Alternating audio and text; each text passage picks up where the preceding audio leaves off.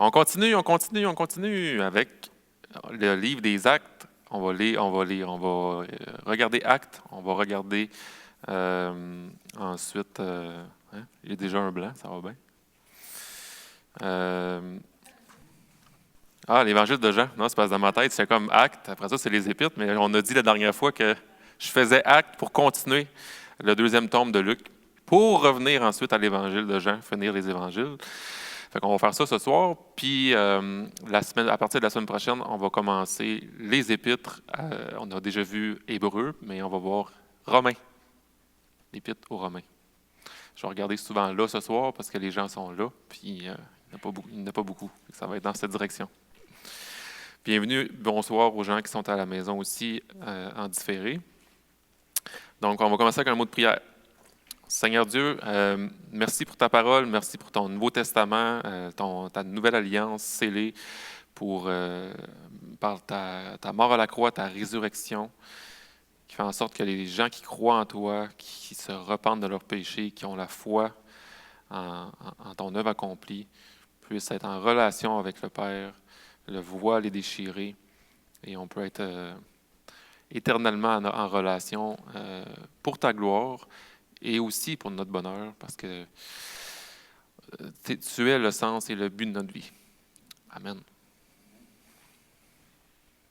C'est vrai qu'on continue le deuxième tome de Luc, Actes des Apôtres, qu'on pourrait aussi appeler, comme Pasteur Aaron l'avait déjà fait, Actes du Saint-Esprit à travers l'Église.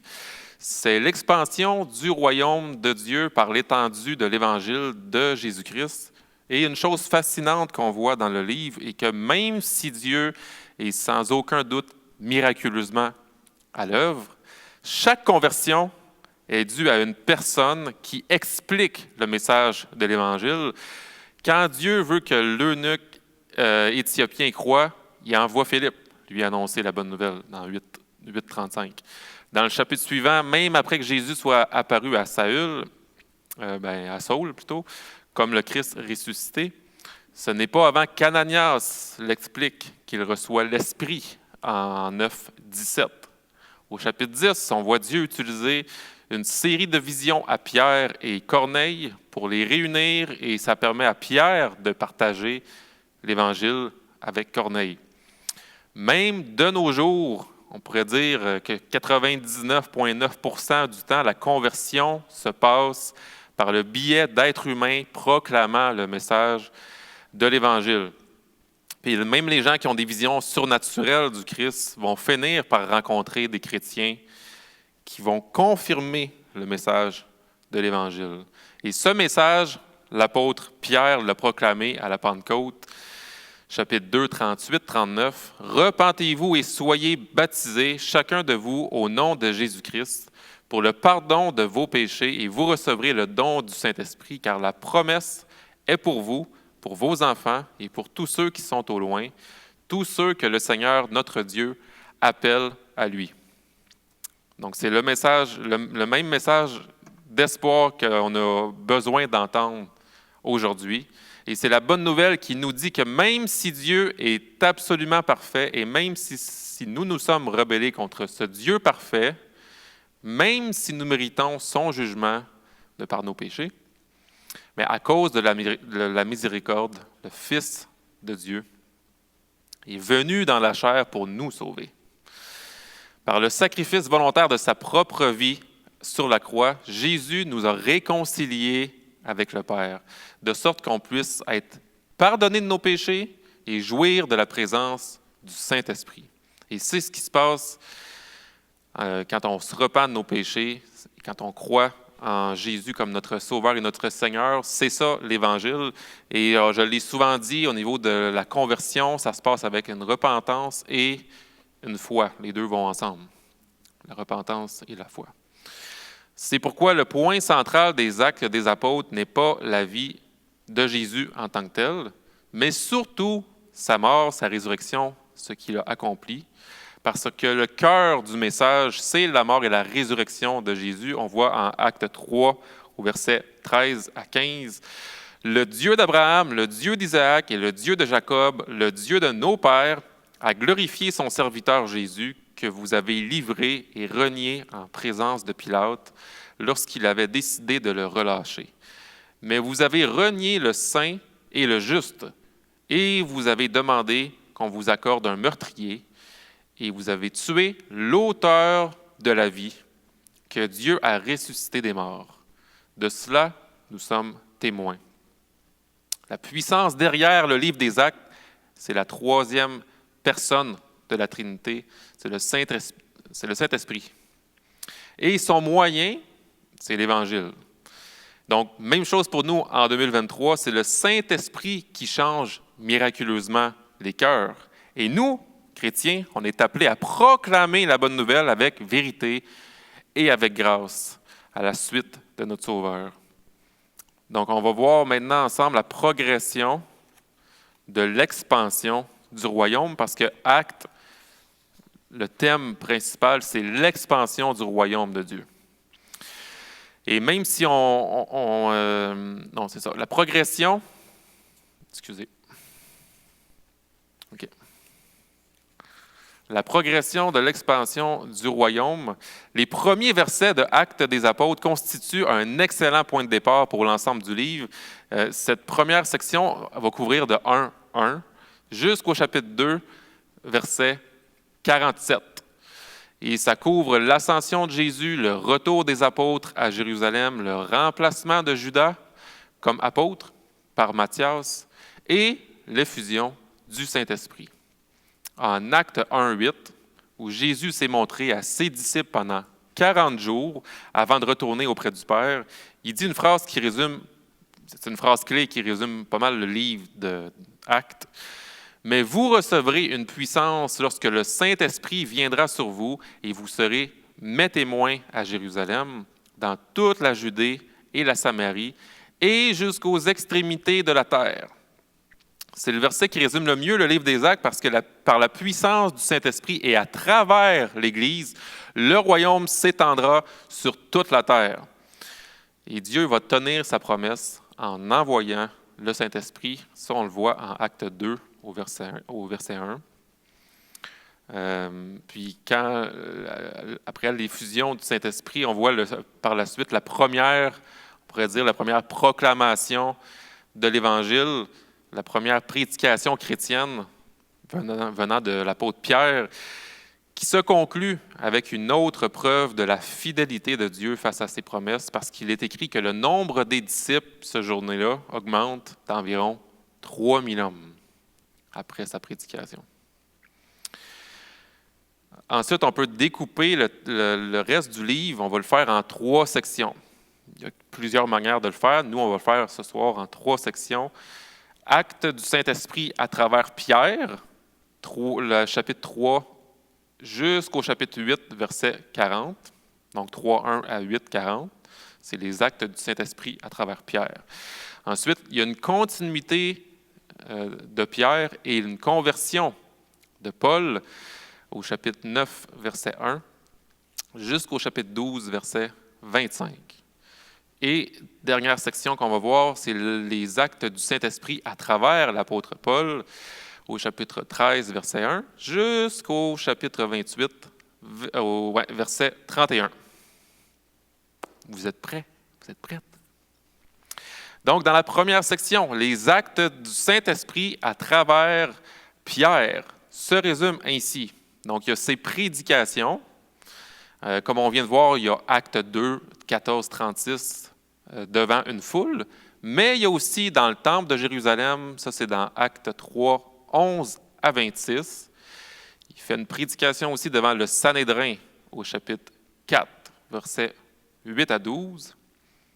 Et chez Corneille, comme on a parlé tantôt un petit peu, chapitre 10, versets 34 à 43. Pierre va aussi faire des miracles. On voit par exemple la guérison d'un boiteux au chapitre 3, la guérison de plusieurs malades et de gens possédés au chapitre 5. On va le lire parce que c'est vraiment étonnant. On en venait à sortir les malades dans les rues et à les placer dans des civières et des brancards afin que, lorsque Pierre passerait, son ombre au moins couvre l'un d'eux. Une foule de gens accourait aussi des villes voisines vers Jérusalem. Ils amenaient des malades et des personnes tourmentées par des esprits impurs, et tous étaient guéris. Son nombre, au moins, couvre l'un d'eux. C'est assez incroyable. On voit la guérison de Éné, qui est un homme paralysé depuis 8 ans, la résurrection de Tabitha. Donc, on voit clairement que Dieu, dans sa sagesse, a permis que la prédication de l'Évangile par les apôtres soit accompagnée et soutenue par des signes, par des miracles. Et tout comme les miracles de Christ validaient sa messianité et l'arrivée du royaume de Dieu, les miracles des apôtres validaient leur proclamation de l'Évangile et l'expansion du royaume. D'ailleurs, dans cette section-là, Pierre n'était pas le seul. Il y a Pierre et Jean, entre autres, qui étaient souvent ensemble dans les récits racontés. On voit aussi le discours d'Étienne devant le Sanhédrin. On voit Étienne qui expose vraiment avec audace la théologie biblique en commençant par Abraham. Il décrit à quel point le peuple de Dieu dans l'Ancien Testament était orgueilleux et rebelle et à quel point Dieu est demeuré fidèle et bon envers eux. Et Étienne termine en accusant les chefs religieux de son époque de la même orgueil et de la même rébellion du passé. Il va dire en Acte 7, 51, « Hommes réfractaires, incirconcis de cœur et d'oreille, vous vous opposez toujours au Saint-Esprit. Vous êtes bien comme vos ancêtres. Lequel des prophètes vos ancêtres n'ont-ils pas persécuté? Ils ont tué ceux qui annonçaient d'avance la venue du juste. Et c'est lui que vous avez maintenant arrêté et dont vous êtes devenus les meurtriers. Vous qui avez reçu la loi par l'intermédiaire des anges et qui ne l'avez pas gardée. » Donc, non seulement il les accuse des mêmes choses, mais il affirme que le prophète qu'ils ont fait arrêter et tuer, c'était le juste, c'est-à-dire le Messie promis. Et la réponse du Sanhédrin, Étienne est lapidé, et ce qui prouve encore une fois qu'ils continuent de faire mourir leur prophète. Et pourtant, après la mort d'Étienne, c'est quoi qui se passe? Qu'est-ce qui se passe avec l'Église? L'Évangile se répand et va atteindre la Judée et même la Samarie, par la grâce et la gloire de Dieu. On voit aussi Philippe, dans la même section, qui explique l'Évangile à un fonctionnaire de la cour de la reine d'Éthiopie. C'est au chapitre 8, versets 26 à 40. Et donc, ce fonctionnaire-là va retourner dans sa patrie, portant en lui la vie éternelle, mais aussi la mission de transmettre la bonne nouvelle. C'est un signe, encore une fois, que l'Évangile s'étend géographiquement. Et maintenant, à la section 2, on va voir une continuité des actes du Saint-Esprit à travers l'apôtre Pierre et la conversion de Paul. Donc, c'est Pierre qui était le personnage central de la section 1, malgré qu'il y avait d'autres personnages importants, Étienne, Philippe, l'apôtre Jean. Pierre était quand même central dans la section 1. Et il y aura comme une transition avec la conversion de Saul de Tarse au chapitre 9, qui deviendra l'apôtre Paul. En passant, Saul de Tarse, c'est son nom d'origine juive. Paul, c'est son nom d'origine romain. Parce que l'apôtre Paul sa mission, ça va être envers les païens. Donc, Saul, qui était persécuteur de l'Église, est transformé bien malgré lui par la grandeur de Christ et par sa grâce. On le voit dans Acte 9, verset 3. Donc, on voit Saul de Tarse qui était en chemin et qu'il approchait de Damas. Tout à coup, une lumière qui venait du ciel resplendit autour de lui. Il tomba par terre et entendit une voix lui dire « Saul, Saul, pourquoi me persécutes-tu » Il répondit « Qui es-tu, Seigneur » Et le Seigneur dit « Moi, je suis Jésus, celui que tu persécutes. Lève-toi, entre dans la ville, et on te dira ce que tu dois faire. » L'histoire continue. On voit ensuite le disciple Ananias qui va à la rencontre de Saul après que Dieu lui ait parlé pour prier pour lui, pour qu'il recouvre la vue. Il y avait des écailles qui sont tombés de ses yeux. Et ce qui rappelle que l'Évangile ouvre les yeux à la réalité de notre besoin d'un Sauveur et la réalité du royaume de Dieu accessible par l'œuvre de Christ. Et comme j'ai dit tantôt aussi, Saul est témoin il se fait frapper par la lumière de Christ. Et même là, Dieu va amener un disciple pour participer à l'œuvre. Ananias va venir prier pour Paul. C'est intéressant de voir ça, ce côté-là. On est participant à l'œuvre. Donc, c'est un des plus beaux textes de conversion dans l'Écriture, on s'entend. C'est vraiment une conversion extraordinaire qui nous démontre la grandeur de la souveraineté de Dieu, sa miséricorde envers un persécuteur de l'Église. Et on voit aussi un récit révolutionnaire au chapitre 10, parce que c'est l'annonce de l'Évangile par Pierre. Comme je disais tantôt, cette section-là va aussi continuer avec Pierre, qui va à la rencontre avec le centurion romain Corneille. Il va être appelé à apporter l'Évangile à un païen, et ça, c'est un événement monumental pour Pierre. C'est un événement qui ne l'enchante pas au début. Pierre même a été choqué par l'insistance de Dieu à ne pas considérer comme impur ce que Dieu, lui, a appelé pur. Et le Seigneur a défié ce que Pierre valorisait en tant que juif. Le récit se termine dans Actes 10, versets 27 à 29. Tout en conversant avec lui, avec Corneille, il entra et trouva beaucoup de personnes réunies. « Vous savez, leur dit-il, qu'il est interdit à un juif de se lier à un étranger ou d'entrer chez lui.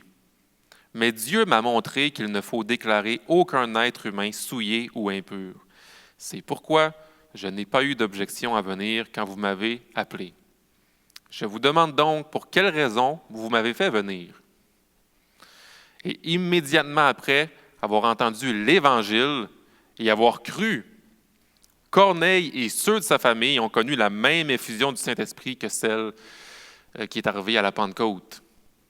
Donc, Pierre a souvent confondu le royaume de Christ avec peut-être les faux rêves messianiques juifs, où est-ce que le roi Messie va venir tasser les Romains, puis ainsi de suite. Mais Dieu, il va être tellement doux et gracieux avec Pierre tout au long de sa marche, autant qu'on va voir dans l'Évangile de Jean à la fin que la discussion entre Jésus et Pierre. Autant que là, c'est une autre manière de dire que Dieu est gracieux avec Pierre.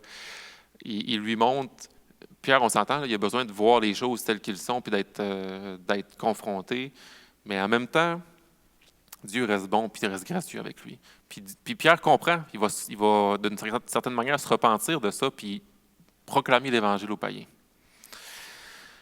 Maintenant, c'est l'instrument réellement au service du royaume. C'est ça que ça fait. C'est ça que Dieu fait dans nos vies aussi. Quand Dieu nous transforme, quand Dieu nous montre des choses et qu'on se repent, parce qu'il nous montre réellement des choses, bien, on devient des instruments réellement au service du royaume que Jésus avait commencé à établir puis qui continue à faire grandir. Donc, on se souvient, en Luc 14, un homme organise un grand festin et il invite beaucoup de gens. Luc 14. Mais ils refusent tous, chacun, leur tour, l'invitation. Ça fait qu'il y a un homme, il organise un festin, puis toutes les invitations, les gens disent « Ah, ben, ils ont des excuses pour chaque invitation. » Donc, le maître demande aux serviteurs d'aller chercher des gens qui n'avaient pas été invités au départ. Des pauvres, des estropiés, des aveugles, des boiteux, des gens à l'extérieur. Et ici, en Actes, Pierre est maintenant celui qui va chercher des nouveaux invités au banquet des noces de Dieu. Des invités qui semblaient ne pas mériter ce privilège pour les Juifs, mais que Dieu accueille à bras ouverts. Il ne s'agissait pas seulement d'une nouvelle expérience pour Pierre, mais aussi pour la jeune Église chrétienne, l'expansion de l'Évangile aux gentils, ou gentiles, les païens, a obligé la communauté chrétienne juive de Jérusalem à se pencher sur certaines questions fondamentales, concernant la nature de l'Évangile et son expansion aux païens.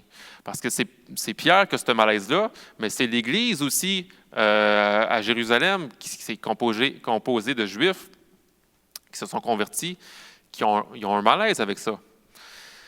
Donc, on lit au chapitre 11 dans Actes, « Lorsque Pierre monta à Jérusalem, les croyants circoncis le critiquèrent, circoncis donc juifs, le critiquèrent et dirent, « Tu es entré dans la maison des incirconcis et tu as mangé avec eux. » Pierre raconte donc tout l'événement, y compris l'appel que Dieu lui a adressé et l'effusion du Saint-Esprit qui a suivi.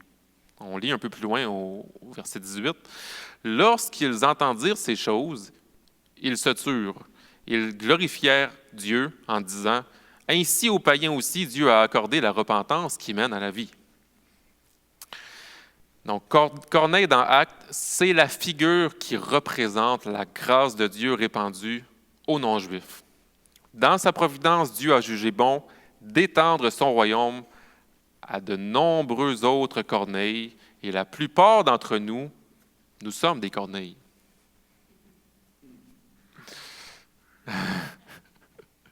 Des bruits, on veut faire des bruits?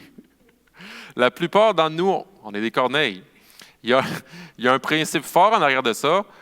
On devrait considérer personne comme au-delà de la capacité de Dieu à l'atteindre. Personne, et on devrait considérer personne comme étant au-delà de la capacité de Dieu à atteindre cette personne-là. Le bras de Dieu est toujours assez long, finalement. Il n'y a aucun groupe de personnes qui sont impures ou intouchables. Pierre a partagé l'Évangile non pas parce que c'était facile, mais parce que Dieu l'a puissamment ordonné. C'était la section 2 qui couvrait la continuité de Pierre et la conversion de l'apôtre Paul. Et donc, la section numéro 3, c'est les actes du Saint-Esprit à travers l'apôtre Paul. Donc, Luc se concentre maintenant sur Paul, qui sera le véhicule utilisé par Dieu pour étendre de manière spectaculaire le royaume au monde païen. Paul il a fait 3 voyages missionnaires. On ne compte pas le dernier voyage qui est emprisonné puis qui se rend jusqu'à Rome. Donc, 3 voyages missionnaires où il a répandu l'Évangile en Asie mineure et jusqu'en Europe. Il proclame donc la grâce de Dieu qui offre le pardon des péchés par Jésus-Christ. On va voir donc au chapitre 13 et au chapitre 14 le premier voyage de Paul. Et Paul est avec Barnabas. Il se dirige il va vers Antioche en Syrie, parce qu'il y a un autre Antioche.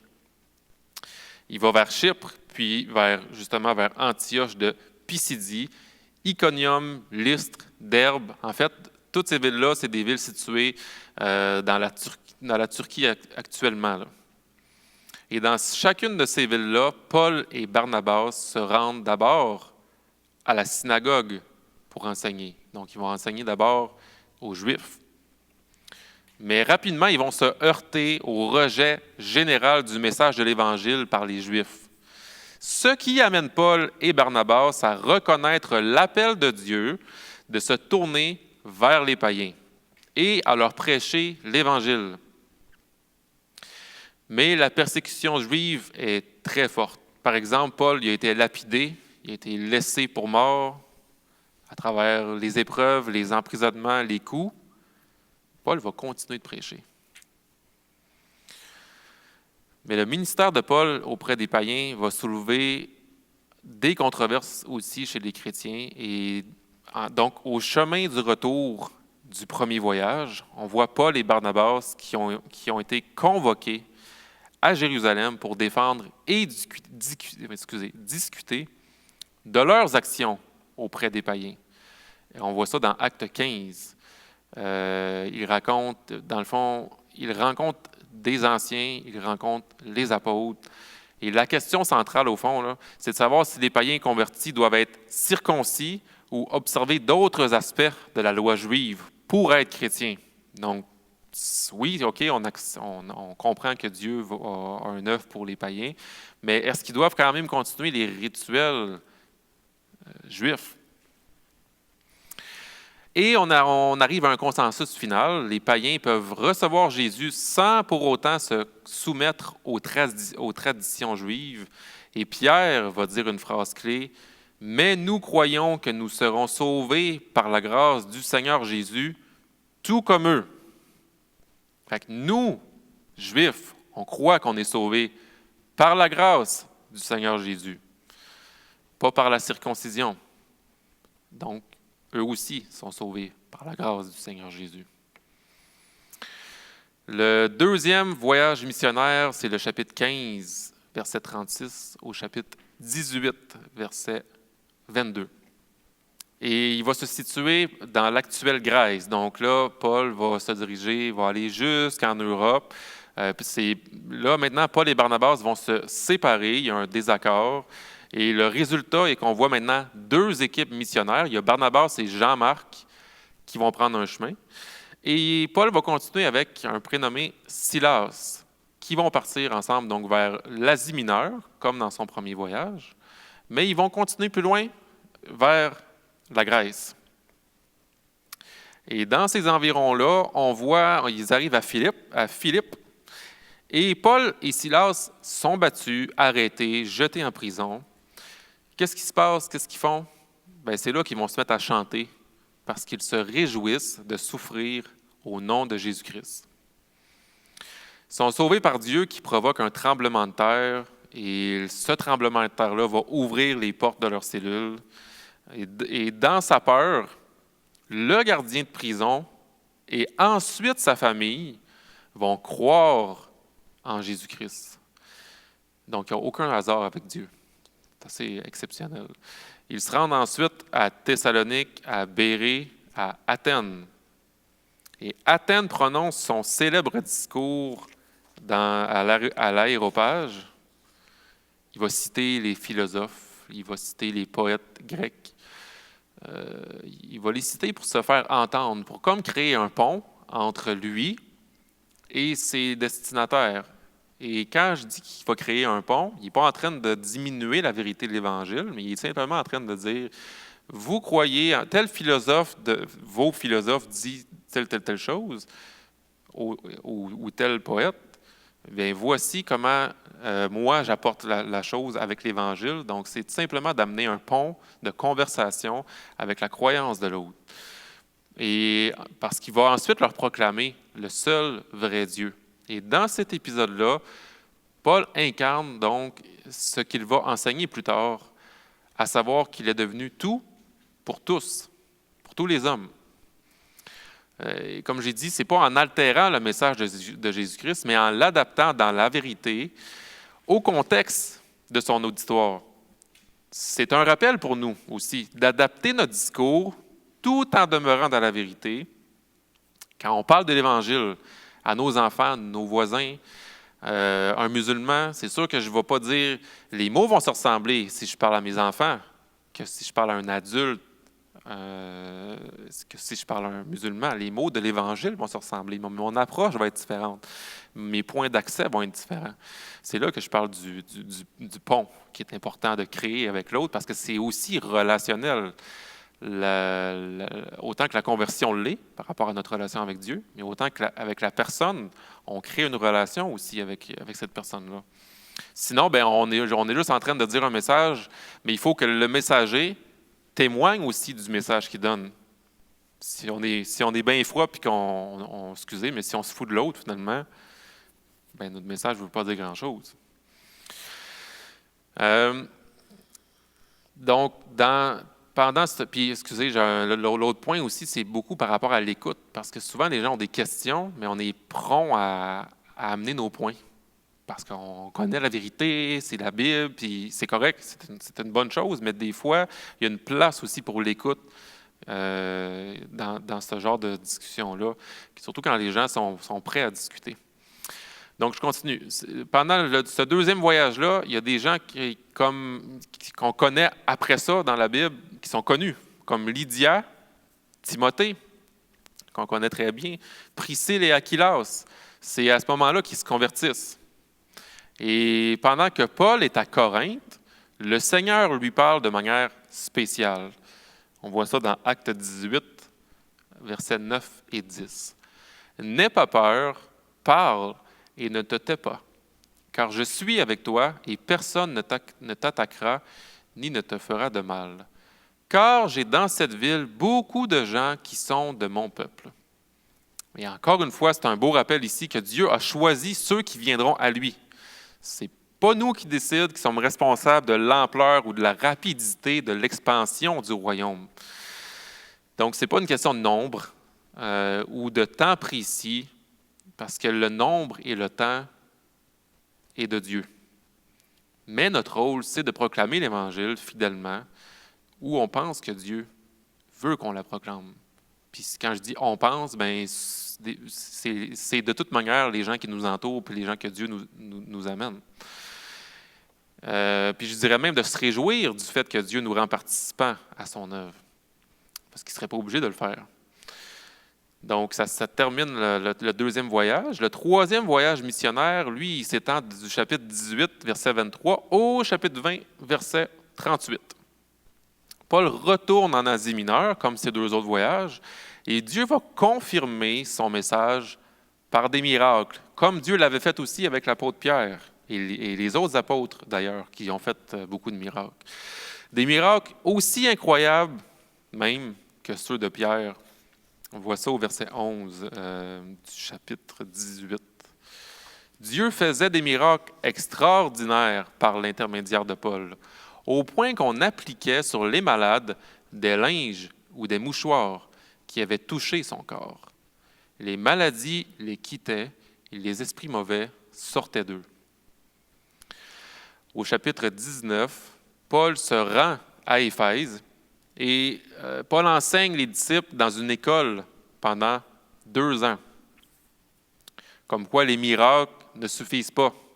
Après, puis la conversion aussi, quand on devient disciple, ben, il y a une continuité dans la connaissance et dans la profondeur de notre connaissance par rapport à Christ. Paul enseigne pendant 2 ans. Il va répéter l'Évangile, mais il va approfondir l'enseignement de l'Évangile. Ensuite, il y a un bijoutier qui s'appelle Démétrius qui vend des statuettes de la déesse Artémis. Il va convaincre les fabricants de ces statuettes parce que lui, dans le fond, lui, il achète ces statuettes-là puis il les revend. Puis là, il va parler à ces fabricants-là, puis il va dire, là, ça ne marche plus. Là. Le message de Paul, c'est pas mal mauvais pour la business. Fait qu'il y a une émeute qui s'ensuit à cause de ça. Puis dans la providence de Dieu, il n'y a pas de mal qui a été fait à Paul.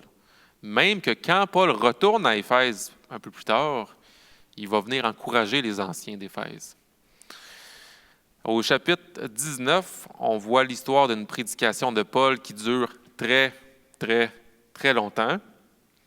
Et on voit le jeune homme qui s'endort. Il est un rebord de fenêtre au 3e étage, puis il va tomber suite à son endormissement et mourir. Mais Paul le fait revenir à la vie.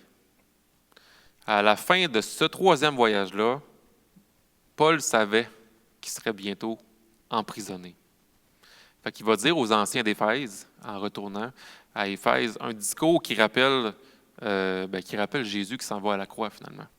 Il va dire, « Vous savez de quelle manière je me suis toujours comporté avec vous depuis le jour où j'ai mis les pieds en Asie. J'ai servi le Seigneur en toute humilité, avec beaucoup de larmes et au milieu des épreuves que provoquaient pour moi les complots des Juifs. Vous savez que, sans rien cacher, je vous ai annoncé et enseigné tout ce qui vous était utile. » Puis là, il est à Éphèse, où est-ce qu'il a enseigné pendant 2 ans. En public et dans les maisons, en appelant les Juifs et les non-Juifs à changer d'attitude et en se tournant vers Dieu et à croire en notre Seigneur Jésus-Christ. Et maintenant, voici que, lié par l'Esprit, je vais à Jérusalem sans savoir ce qui m'y arrivera. Je sais seulement que de ville en ville, l'Esprit Saint m'avertit que des liens et des souffrances m'attendent. Mais je n'y attache aucune importance et je ne considère pas ma vie comme précieuse, pourvu que j'accomplisse avec joie ma course et le ministère que le Seigneur Jésus m'a confié, annoncer la bonne nouvelle de la grâce de Dieu. Amen. Ce texte-là parle de Paul qui est sevré par Dieu, qui est en paix avec son Dieu, qui sait où ce qui s'en va, qui connaît son appel, puis qui, peu importe qu'il vive ou qu'il meure, il sait qu'il a sa place, puis son espérance est en Christ et dans la vie éternelle. Fait qu'il veut tout simplement revenir à la maison, au ciel, avec la joie de son maître qui va l'accueillir. Paul retourne à Jérusalem, puis comme il pensait, il y a des ennuis qui l'attendent. Les chapitres qui suivent à Jérusalem, c'est au chapitre 26 21 jusqu'au chapitre 26, verset 32. Ça fournit certains des récits les plus captivants du Nouveau Testament. Les Juifs soulèvent les foules contre Paul et Paul est arrêté. Il va comparaître d'abord devant le Sanhédrin. Chapitre 22. Je pensais que tu avais une question. Chapitre 22 et 23. Il est ensuite transféré dans une prison à Césarée parce que sa vie est menacée à Jérusalem. Il comparaît devant Festus, où il fait appel de sa cause devant César lui-même, au chapitre 25. Et Paul a profité de sa citoyenneté romaine, comme je disais tantôt, Paul, c'est son nom romain, pour être envoyé à Rome. Donc, on voit ici, dans ces événements-là, un témoignage de la mise en action de sa foi. Parce que Paul a connu le Seigneur et le Seigneur l'a envoyé, mais il n'est pas resté assis. Il n'a pas marché avec Dieu au contraire, plutôt, il a marché avec Dieu avec une ambition qui était attachée à la volonté de Dieu. Et c'est un exemple pour nous. En route vers Rome, après un voyage long et dangereux, d'ailleurs, il a failli, il a vécu un naufrage. Paul arrive à Rome et c'est là que Luc termine son récit. Et quelques années seulement après la mort et la résurrection du Christ, l'Évangile a fait son chemin de Jérusalem, qui était le centre juif, jusqu'à Rome, qui est le centre même du pouvoir et de la culture de l'époque. Et Paul va dire à la fin du livre, à Acte 28, verset 28, « Sachez donc que le salut de Dieu a été envoyé aux non-juifs, et eux, ils l'écouteront. » Je reviens deux secondes sur ce que j'ai dit par rapport à la mise en action de sa foi vers la fin. C'est que on voit que Paul utilise son nom romain pour être envoyé à Rome. Donc, on est chrétien, mais il y a une sagesse aussi qu'on peut utiliser comme chrétien pour faire avancer le message. D'ailleurs, à Rome, dans son emprisonnement, il a écrit beaucoup de lettres. Fait que c'est là qu'on voit que, oui, Dieu est souverain, puis aussi, en tant qu'hommes et femmes chrétiens, quand on reste assis, d'ailleurs, Paul a attendu avant de devenir missionnaire au début de sa conversion. Mais une fois qu'il est sevré devant Dieu, une fois qu'il est bien avec Dieu, une fois qu'il a été enseigné, puis qu'il continue d'être enseigné par Dieu, puis qu'il connaît son appel, bien, il va tout simplement agir par rapport à cette foi-là et non pas juste rester assis. Ça rappelle le livre qu'on avait déjà lu avec Pasteur Richard Watchman Nee, que je n'ai pas écrit. Là. Assis, debout, tenir ferme. Tenir ferme, je pense, à la fin. En voulant dire, il y a un temps pour être assis, écouter. Mais écouter, en juif, c'est pas juste écouter la parole, c'est de la mettre en pratique. Donc, on va prendre une pause, il est 8 heures. Puis, c'est ça, c'est bon, tu as raison. On va faire les questions tout de suite parce qu'après ça, on va passer par l'évangile de Jean. Vas-y. Tu peux pas faire de commentaires. Non, c'est correct. Bien.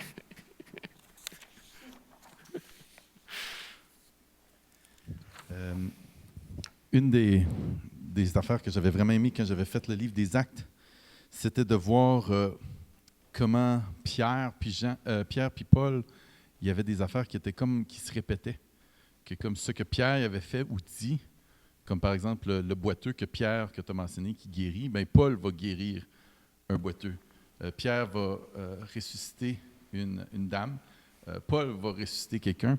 Puis quand tu arrives à la fin de l'histoire de Pierre, la dernière histoire qu'on nous conte, c'est en quelque sorte une mort et une résurrection de Pierre, où que c'est Hérode qui veut persécuter les Juifs, prend Pierre, le jette, puis là, on mentionne qu'il est en deux gardes. Il y a comme plein de... Sans tomber dans des analogies bizarres, là, où on voit des affaires qui ne sont pas écrites, ça ressemble vraiment à comme... Il s'en va là, puis là, il y a un ange qui apparaît, il est libéré, puis quand on le présente aux disciples, les disciples, ils ne croient pas que c'est lui. « Ah, t'es folle », ils disent à la femme. Un peu comme les femmes qui ont vu Jésus au tombeau. Et après ça, c'est vraiment la question de... Non, là, il le présente, puis après ça, ça finit avec Pierre parti quelque part ailleurs, qui fait un petit peu un écho à ce qui est arrivé avec Jésus. Et puis, ils vont terminer avec « Mais la parole se propageait, puis ça ne s'arrêtait pas », pour comme donner cette idée que ça démontre comment la parole se propage sans empêchement. Puis quand tu arrives à la fin de l'histoire de Paul, ben Paul va être arrêté par les Juifs, et puis va comparaître devant le Sanhédrin, comme Jésus. Ouais. Après ça, il va comparaître devant Festus, qui est un gouverneur romain, un peu comme Pilate. Et il va paraître devant Agrippa, qui est un membre de la famille hérodienne. Fait qu'il y a comme un écho là-dedans. Puis quand il arrive dans le bateau, puis que le bateau s'échoue, ben, il y a comme là-dedans un écho encore de la mort et la résurrection que Paul il vit à travers cette histoire-là. Fait que c'est comme si on voit la vie de Jésus qui se répercute à travers les différents personnages principaux de l'histoire. C'est supposé, puis ça finit aussi avec, même s'il est emprisonné à Rome, parce que son histoire, elle ne se termine pas là, Paul, mais c'est genre, il n'y a aucune entrave. C'est ça que ça finit, en disant, l'Évangile se propage, il n'y a aucune entrave. Fait que nous autres, notre vie va ressembler à celle de Jésus à cause de l'Esprit. Je trouvais ça tellement trippant, puis là, je le regardais encore tantôt, là, pendant que tu parlais, puis je fais, ah oui, c'est vraiment cool. Yes. Oui, c'est ça. Je le vois pas bien. Assis, marcher, tenir ferme. On avait dit debout, mais ouais. Il y a un temps pour être assis, puis il y a un temps pour marcher. Mais tu marches parce que tu as été assis. Puis tu continues à écouter même si tu marches. Des questions, des commentaires, d'autres questions, commentaires? Oui, Raph. Ah oui, vraiment? Ouais, ben.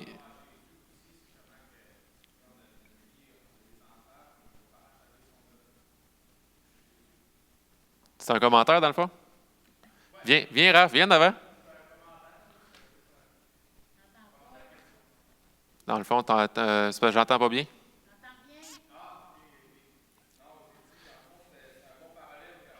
C'est un bon parallèle qu'Aaron a fait. Mais la deuxième partie? OK. C'est bon. Fait que, on va prendre la pause.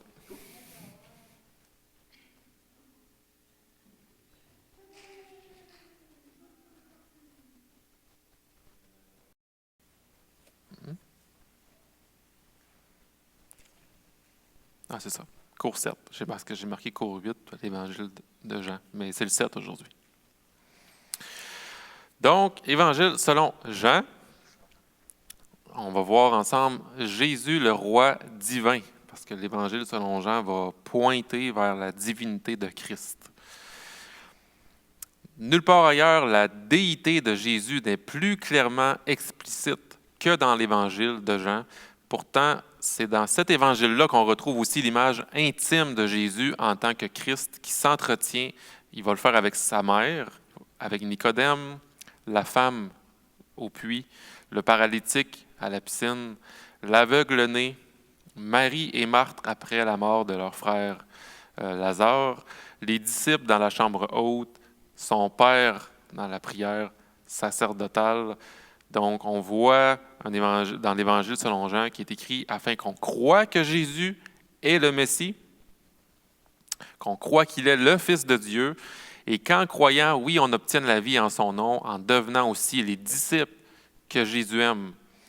Parce que Jésus disait de Jean qu'il était son disciple bien-aimé. Donc, on voit dans l'Évangile de Jean autant la divinité de Jésus-Christ que aussi son rapport intime avec ses disciples.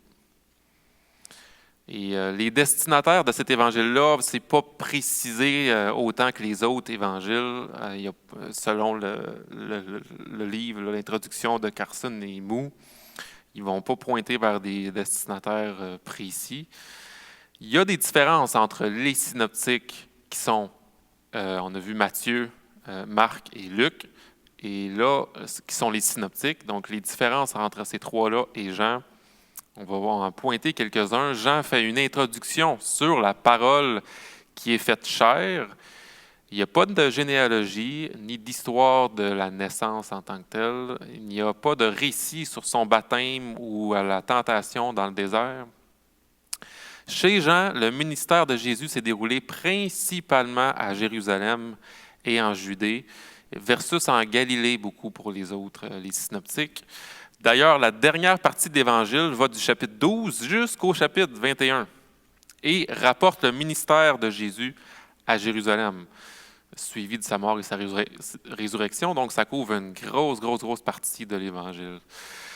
Jean il a sélectionné seulement 7 miracles de Jésus et indique que c'est des miracles, mais que c'est des signes. Des signes qui enseignent la manifestation du royaume de Dieu. Donc, ce n'est pas un miracle pour un miracle, c'est un miracle qui pointe ou qui annonce ou qui est indicateur d'un signe. Il démontre aussi, ces miracles-là, que Jésus, c'est bel et bien le Fils de Dieu. Et on peut aussi y voir le chiffre 7 comme le symbole de la plénitude, parce qu'on va voir dans d'autres parties de l'Évangile de Jean qui va utiliser le symbolisme du chiffre 7.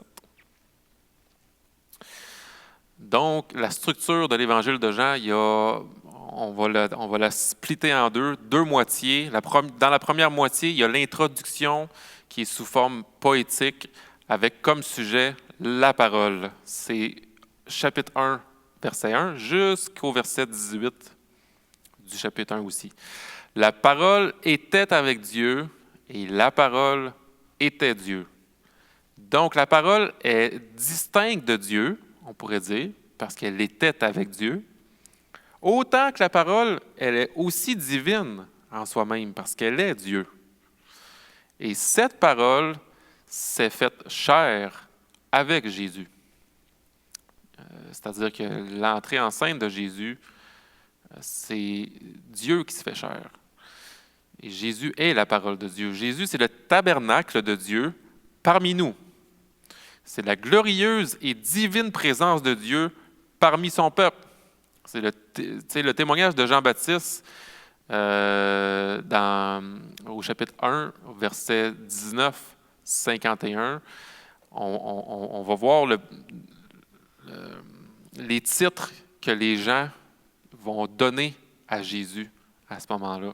Parce qu'il y a Jean-Baptiste, mais il y a toutes sortes de gens qui vont donner des titres. C'est vraiment assez étonnant parce que très tôt dans l'Évangile, il y a on va les voir. Jean-Baptiste va l'appeler Seigneur, l'agneau de Dieu et le Fils de Dieu. Des disciples de Jean-Baptiste vont l'appeler Rabbi, Maître. André, le frère de Pierre, va l'appeler le Messie. On est dans le chapitre 1, là, on commence.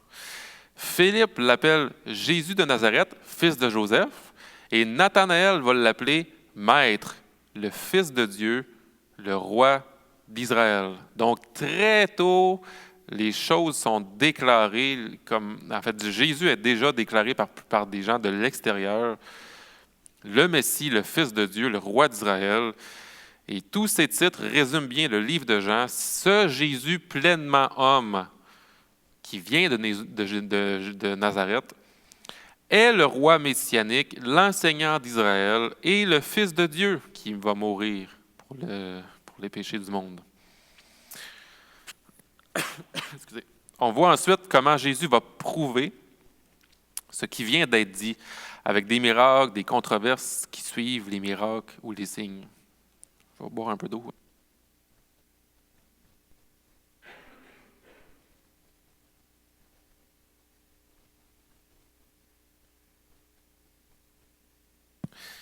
Ma gorge me donne un signe que j'avais soif.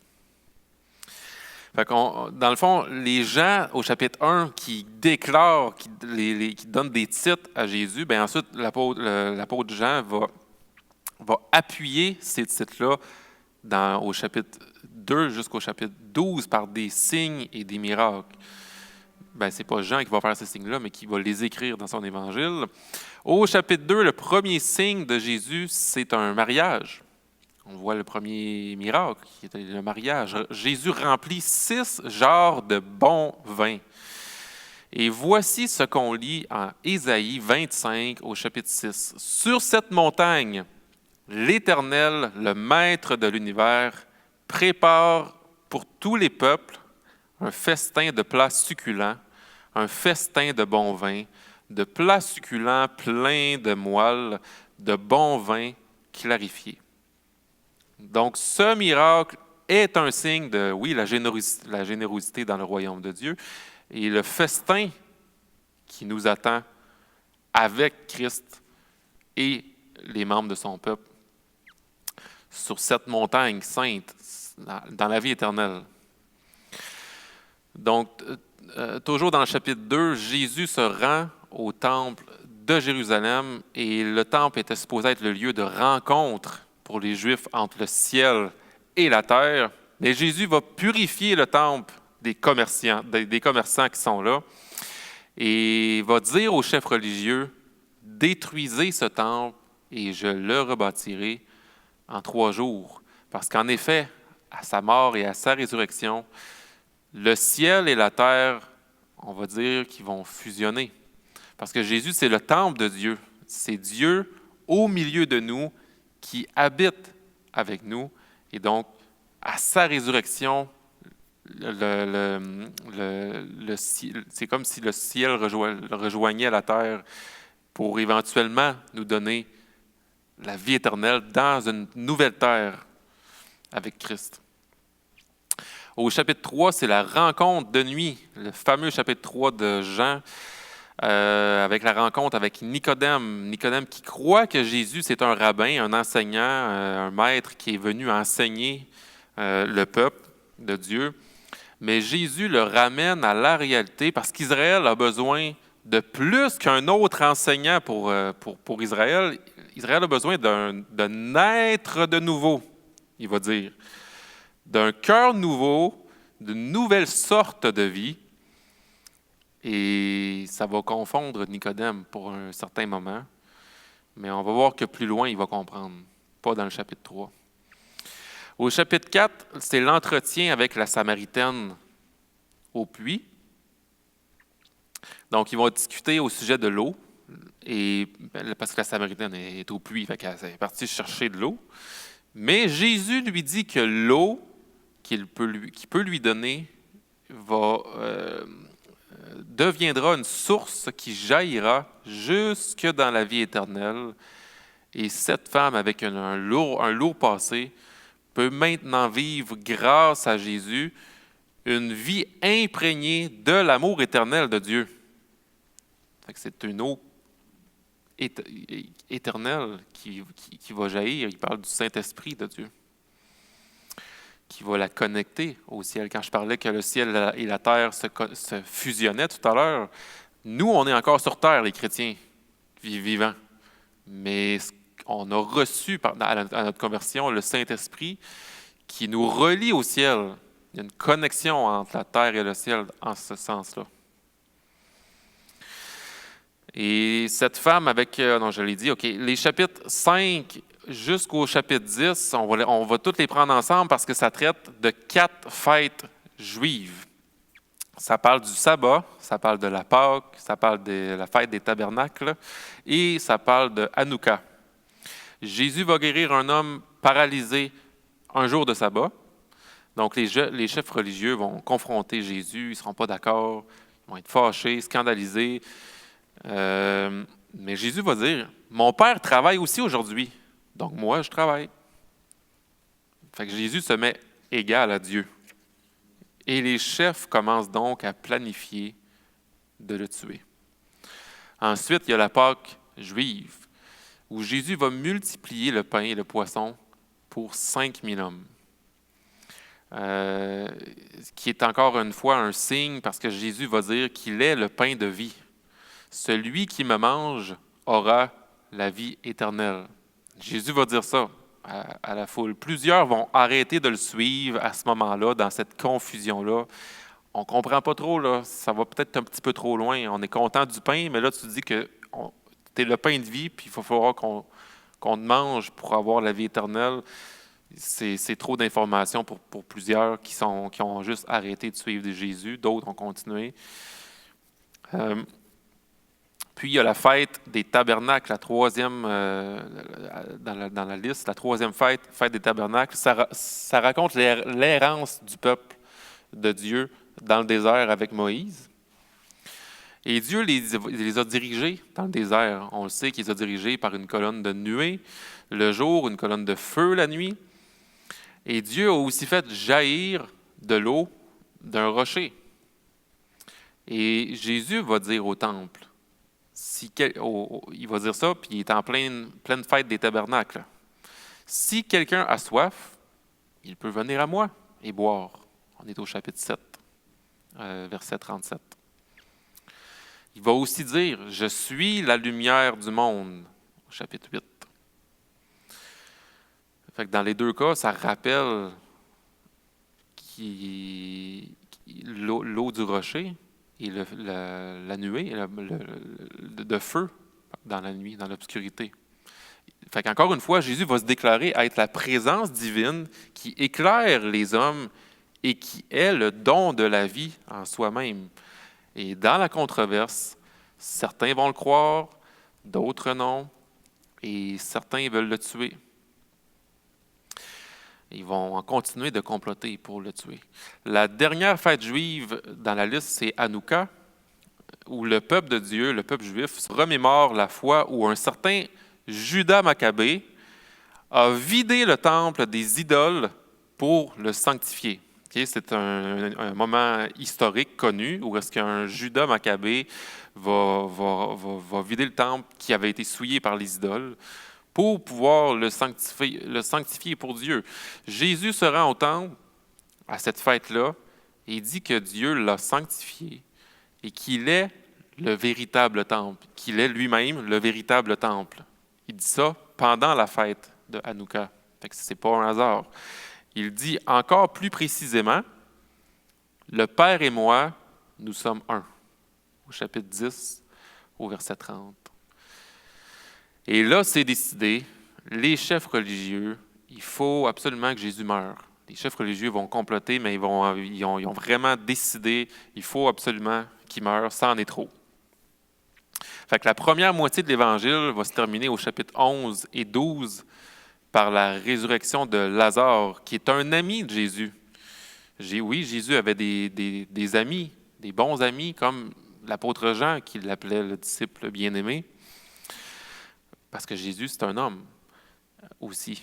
Donc Lazare, ami de Jésus, et Jésus va le ressusciter quand Lazare est tellement mort qu'il est dans son tombeau depuis déjà 4 jours. L'Évangile va nous dire que ça fait 4 jours qu'il est en train de pourrir dans son tombeau quand Jésus arrive et qu'il va le ressusciter.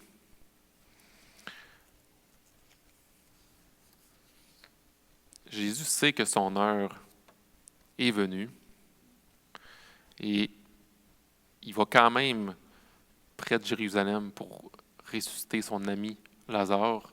Fait qu'il sait qu'il se met à risque d'aller là, mais il le fait quand même parce que Jésus va se sacrifier pour ses amis et pour ses ennemis.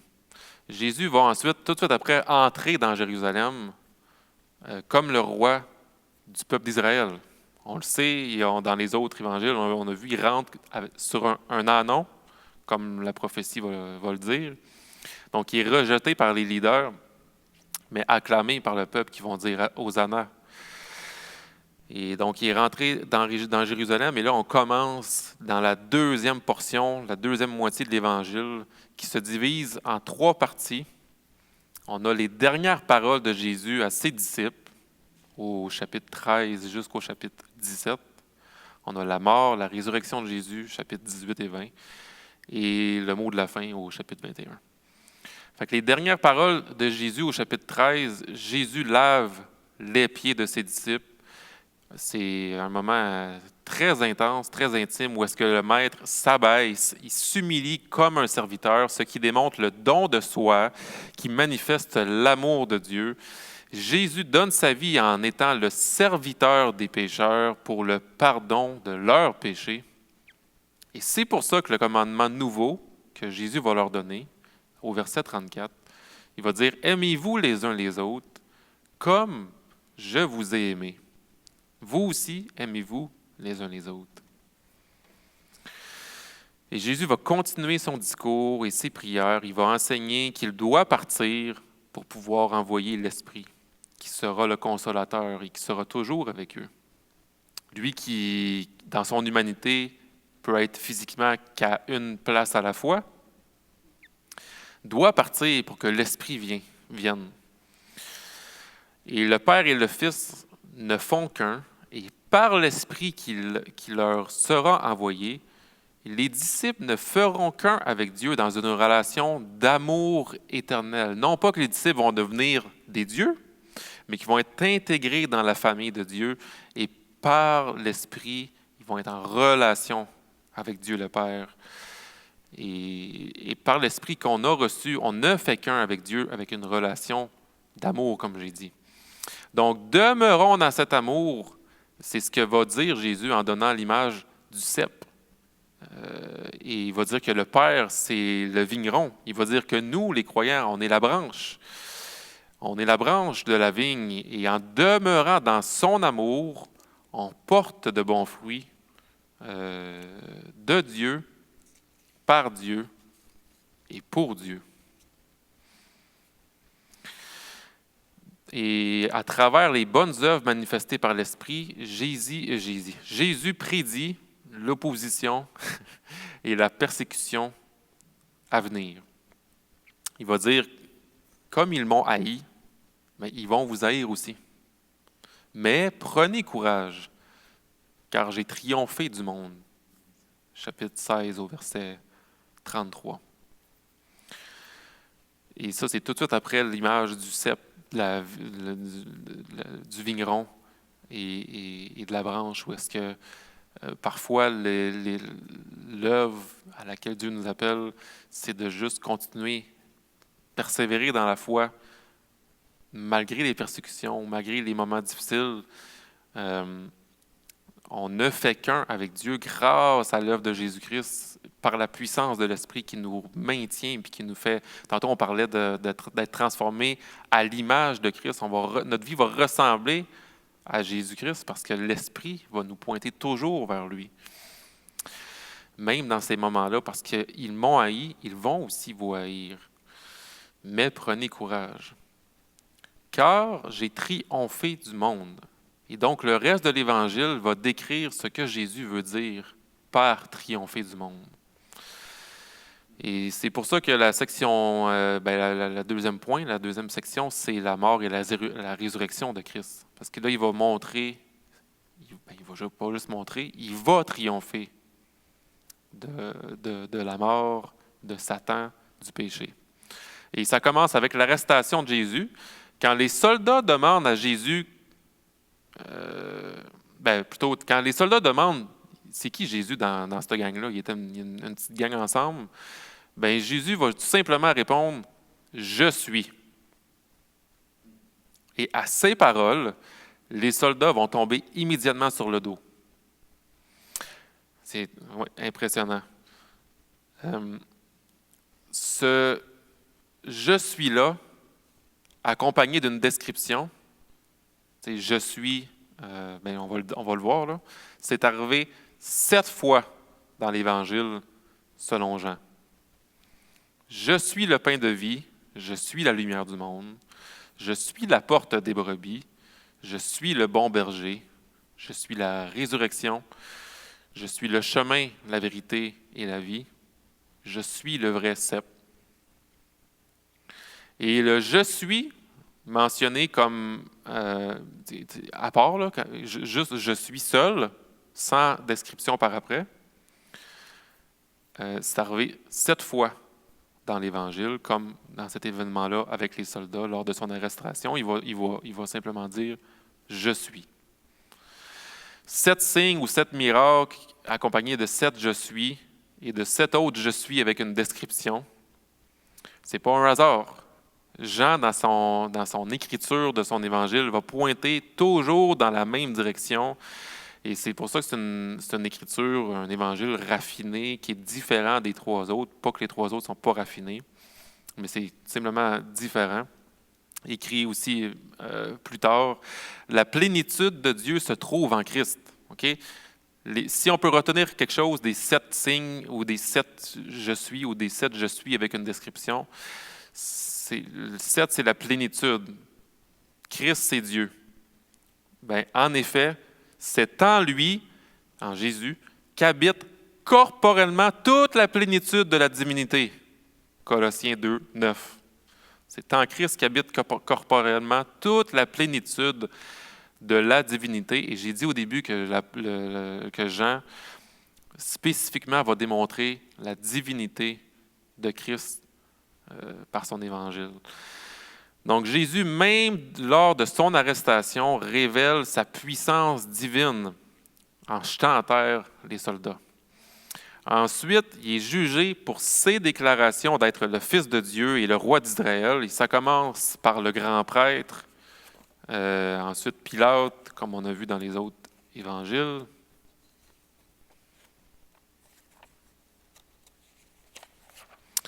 Et lors de la conversation avec Pilate, il va lui demander si Jésus croit réellement être le roi des Juifs. Es-tu vraiment un roi? Jésus va lui répondre, « Mon royaume n'est pas de ce monde », au chapitre 18, verset 36. Donc Jésus déclare qu'il est roi. Et son royaume n'est pas de ce monde, et les valeurs du royaume ne viennent pas du monde, mais le royaume vient pour le monde. C'est ça la différence. Jésus, le roi des rois, remporte la victoire sur la mort, le péché et Satan avec sa mort à la croix. Autrement dit, il conquiert le mal en se laissant conquérir par lui. C'est la mort de Christ. Et vient ensuite au chapitre 20, la résurrection, qui est le signe par excellence que Jésus est le Fils de Dieu, le roi d'Israël. Et Jésus il est mis au tombeau, scellé par une pierre, et c'est Marie de Magdala et les autres disciples qui découvrent la tombe ouverte et vide. Dans d'autres évangiles, on a vu dans Luc que Marie était accompagnée aussi de d'autres femmes. Dans l'évangile de Jean, on voit Marie de Magdala, Marie-Madeleine, et Marie va rencontrer Jésus. Et elle ne va pas l'identifier tout de suite, elle ne va pas le reconnaître du premier coup, jusqu'à ce que Jésus l'appelle par son nom. Jésus va dire « Marie », puis là, elle va le reconnaître. Dans l'évangile de Jean, ça démontre tellement la tendresse de Jésus qui connaît personnellement ses brebis. Et ces brebis qui reconnaissent la voix de leur berger. Ça, on voit ça dans Jean 10. Et tout comme dans Luc, Jean nous démontre que c'est une femme. C'est à une femme que la bonne nouvelle est annoncée en premier. C'est bon, hein? Les hommes et les femmes, on l'a vu, ont la même valeur spirituelle. Après la résurrection, Jésus va apparaître aux disciples et il leur demande de continuer la mission, de proclamer la bonne nouvelle par le Saint-Esprit qu'ils recevront. Et au chapitre 21, le dernier chapitre, ça relate un autre moment où Jésus va se montrer à certains de ses disciples. Dans le fond, il y a un groupe de disciples qui sont partis pêcher, sont partis à la pêche. Pierre, il va partir à la pêche, puis les autres vont le suivre. Puis toute la nuit, ils vont pêcher, mais ils ne pognent rien. Il n'y a rien qui se passe. Et au matin, Jésus, il est sur le rivage. Et Jésus est là, et les disciples, ils ne vont pas le reconnaître non plus, au début. Et Jésus va leur demander de tirer leur filet du côté droit de leur barque. Fait que les disciples, ils vont le faire. Mais il y avait, à ce moment-là, une pêche miraculeuse, comme on a vu ben, on ne l'a pas vu, mais en tout cas, comme c'est arrivé au début des évangiles, où est-ce qu'ils ont tellement de la misère à ramener le filet tellement il y a de poissons. Fait que une pêche miraculeuse. Et c'est à ce moment-là qu'ils vont reconnaître Jésus. Il y a même c'est Jean, il est marqué que c'est l'apôtre, le disciple que Jésus aimait, qui va le reconnaître en premier. Ensuite, il y a Pierre qui va remettre ses vêtements et qui va se jeter à l'eau pour aller voir Jésus. C'est la deuxième pêche miraculeuse de Jésus. La première, on le voit entre autres dans Luc 5. Et ça se passe juste avant que ces mêmes disciples, en fait, suivent Jésus suite au miracle. Fait que la première pêche, ça passe avant l'appel missionnaire de suivre Jésus. Et les disciples abandonnent tout dans Luc 5 pour suivre Jésus et devenir des pêcheurs d'hommes. Et maintenant, dans cette deuxième pêche miraculeuse, Jésus rappelle aux apôtres leur vocation missionnaire de pêcheurs d'hommes. Il rappelle en même temps que la mission va se faire grâce à la grâce de Dieu, parce qu'ils ont péché toute la nuit, puis ils ne pognent rien. Et ils ont le devoir de lancer le filet, d'être obéissants par rapport au maître, et c'est Dieu qui va le remplir. Mais ils continuent dans la même mission d'être des pêcheurs d'hommes. Jésus discute ensuite avec Pierre un autre moment tellement intime où est-ce que là, Jean a vraiment décrit que Jésus, c'est le Fils de Dieu, c'est Dieu, mais en même temps, il reste intime avec ses proches. Et à 3 reprises, Jésus va demander si Pierre l'aime. Et 3 fois, Pierre insiste sur l'amour qu'il porte envers Jésus. Et Pierre avait auparavant renié 3 fois Jésus, et cet échec-là a fait grandir Pierre dans l'amour qu'il porte envers son maître. Pierre, c'est un homme qu'on pourrait qualifier de parfois impulsif, un fort caractère, et Jésus va le corriger par amour pour qu'il devienne le leader qu'il devait devenir. Et donc, Jésus le nomme justement le leader. Il va dire, dans cette même discours-là, il va dire « Prends soin de mes brebis. Prends soin de mes brebis. Nourris mes brebis. » Puis ça rappelle le mot « nourrir » que c'est par la parole de Dieu. C'est par ses paroles à Christ qui va nourrir les brebis. Ce n'est pas par ses propres forces. Parce que Pierre, tout le long de l'Évangile, va vouloir protéger Jésus, il va vouloir prendre l'avance sur Jésus. Mais quand je disais qu'il va le corriger par amour, Pierre est prêt, finalement, à être le leader qui va nourrir les brebis par la parole de Dieu, selon la volonté de Dieu. Et le mot de la fin appartient aux disciples que Jésus aimait, Jean, au verset 24. C'est ce disciple, donc Jean, qui rend témoignage de ces choses et qui les a écrites. Et nous savons que son témoignage est vrai. Jésus a fait encore beaucoup d'autres choses. Si on les écrivait en détail, je ne pense pas que le monde entier pourrait contenir les livres qu'on écrirait. Fait que c'est drôle parce que il y a certains commentateurs qui vont dire qu'il y en a 8. Mais en tout cas, disons, il y a 7 signes ou miracles dans l'Évangile de Jean, qui est très peu, très concis. Fait que c'est pour ça que c'est des signes qui sont plus, c'est vraiment sélectionné. Mais autant qu'il n'y en a pas beaucoup, autant qu'à la fin, il va dire, mais tu sais, j'ai fait ça pour vous montrer clairement que Jésus, c'était le Fils de Dieu. Mais en réalité, il y en a tellement fait. C'est comme s'il y avait le goût de dire que, écoutez, là, j'ai fait exprès, là, mais il y en a tellement fait que, je veux dire, le monde ne peut pas contenir tous les livres qu'on pourrait écrire sur ce que Jésus a fait, comme il dit. Fait que je trouve que c'est vraiment une belle manière pour Jean de terminer son évangile. Amen. La semaine prochaine, ça va être un gros épître. On commence dans les épîtres. En fait, il nous reste les épîtres. Et ensuite, on finira avec Apocalypse vers la mi-juin. Fait qu'on est vraiment présentement à la moitié du cours. Il reste une dizaine de minutes s'il y a des questions ou des commentaires par rapport à l'Évangile selon Jean.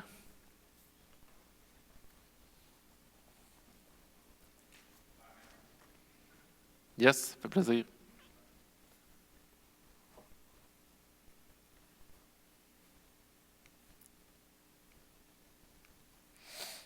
Fait qu'on se voit la semaine prochaine.